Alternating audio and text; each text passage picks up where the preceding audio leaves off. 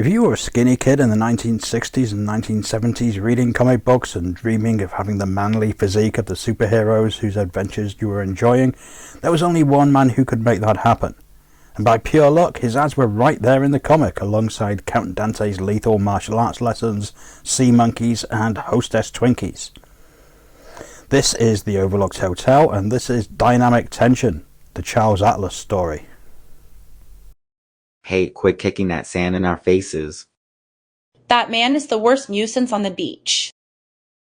Listen here, I'd smash your face. Only you're so skinny you might dry up and blow away. The big bully. I'll get even someday. Oh, don't let it bother you, little boy. Darn it. I'm sick and tired of being a scarecrow. Charles Atlas says he can give me a real body. Alright, I'll gamble a stamp and get his free book. Boy, it didn't take Atlas long to do this for me. What muscles? That bully won't shove me around again. What, you here again? Here's something I owe you. Oh, Mac, you are a real man after all. Gosh, what a build. He's already famous for it. And thus, Scrawny Mac is transformed from a 97-pound weakling into a muscle-bound tough guy who can knock out beach bullies with a single blow in one of the most famous ads to appear in comic books back in the days when comic books still carried cool ads. Charles Atlas, the most legendary bodybuilder in the world, sold his wares through a handful of full-page ads, the most famous being the insult that made a man out of Mac and the insult that turned a chump into a champ, both variations on a theme that was cynically or smartly, depending how you look at it, designed to appeal to the average juvenile comic book reader, who was unlikely to be either a muscle-bound tough guy or a wow with the ladies, but was statistically more likely than most to be the victim of bullying. Atlas's ads were a masterclass in wish fulfillment. The opportunity for nothing more than the price of a stamp and the nebulous additional costs of the full course to turn yourself into the world's most perfectly developed man, as Atlas himself had apparently been voted by some unnamed body. What's more, Atlas promised to do this without any expensive gym equipment. Instead, his technique of dynamic tension was all it took for just 15 minutes a day. And let's be fair, most teenage boys were already spending that amount of time, if not more, locked in their rooms working vigorously on one particular muscle, and so this would not be a particular imposition on their lifestyles. It's easy to mock the Charles Atlas ads, and in these days of hysteria about body shaming, it's unlikely that we'll see their return, at least not in the way that we knew and loved them. The idea that the best way to deal with a bully is to beef up and then beat the crap out of him, possibly replacing him as the vain, arrogant terror of the beach, is one that really wouldn't fly today. And we're so used to comic book ads being complete scams that it's easy to imagine that Charles Atlas' bodybuilding course was nothing more than a cynical way of patting young boys from their money. But you'd be wrong, because oddly it does seem that the Atlas technique worked, at least if you were willing to put the effort in. Charles Atlas was born Charles Siciliano in 1892, and by all accounts, admittedly mostly his own accounts, he really was that 97-pound weakling who had sand kicked in his face and decided to do something about it. The story goes that he was in the zoo one day looking at a lion, or possibly a tiger, when he realised that the animal's muscular frame was not the result of using gym equipment, but rather from pitting one muscle against the other. He also visited strongman shows at Coney Island and quizzed the performers about their diets and lifestyles, hoping to get an idea of what built and maintained both muscle and physical strength, which are not necessarily the same thing. From all this came the technique that he christened dynamic tension, combining isometric, isotonic and isocatenic techniques, where you would tense your muscles and then move against the tension as though you were lifting a weight. Actual weightlifting wasn't part of the technique, as the body was capable of doing that work without outside help.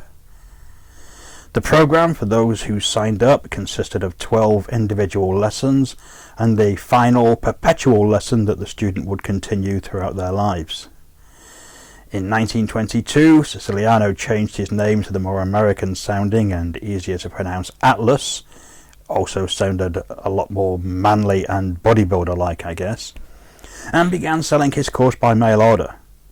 The comic book ads began to appear in the 1940s, and Atlas encouraged his pupils to write to him with reports of their progress, apparently taking a genuine interest in how his scheme worked.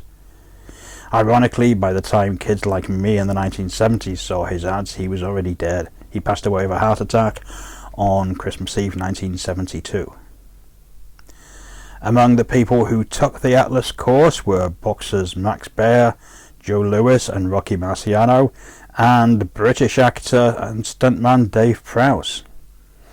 All could be said to be living examples of the technique's validity, though of course it's unknown what other methods they also used. Nevertheless, dynamic tension seems to have been successful, though not without its detractors. As a bodybuilding method, it remains controversial to this day. There are those who tried it without success, and while supporters of Atlas's techniques would say that they're probably not doing it properly or for long enough, it does seem like a method that requires a very specific mindset to get the best results. Some people have called it a scam, but we should note that the Atlas ads were investigated for misleading content no less than 3 times in the US and cleared each time. No one could prove that his technique couldn't work, which of course is a slightly different thing from saying that it didn't work. Interestingly, if we look at photos of Atlas now, it's clear that he wasn't some cartoonishly muscle-bound character like the people we see in bodybuilding contests. Clearly he's muscular and toned, but not to an excessive level. At his prime he was 180 pounds or 82 kilos with a 47-inch chest and 32-inch waist. These are not particularly unusual measurements. What's clear about Atlas's technique is that it was about building and maintaining muscle within healthy parameters rather than becoming a muscle-bound sideshow attraction. His methods would later influence calisthenics, Pilates and other modern fitness routines, and seem to be a more attractive proposition for those looking to build body strength without going over the top. Now let's meet our first contestant. Will you come in and sign in, please? Right there.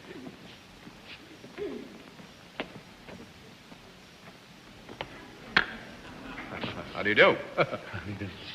Well, you don't want to finish it. Mr. X. What's his first initial? Dot, I guess. Actually, panel, I must be honest with you. This is Mr. X because if we were to give you his real name, we feel it might reveal a little bit too much. However, if you'll take a good look at him, I'll hold you up and you look at the panel. Then you come with me, if you will, please, sir. Sit down right here, and do you know how we score things? Yes. All right, fine. Then let's let the folks at home and our friends here in the theater know exactly what your line is.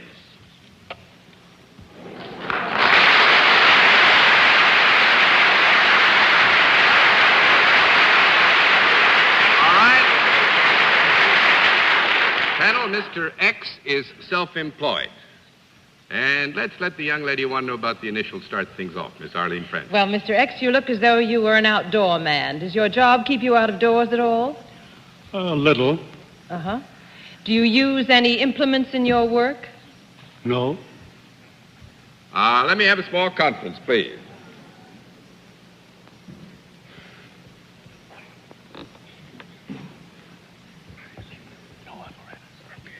All right, there aren't any implements. I didn't hear the answer. No implements. No implements, Miss Francis. That's one down and 9 to go. Mr. Axelrod. Well, sir, could I avail myself of your services? Yes. I don't think you had to say it that affirmatively. Well, sir, if I were to avail myself of your services, would I be improved from so doing? Yes.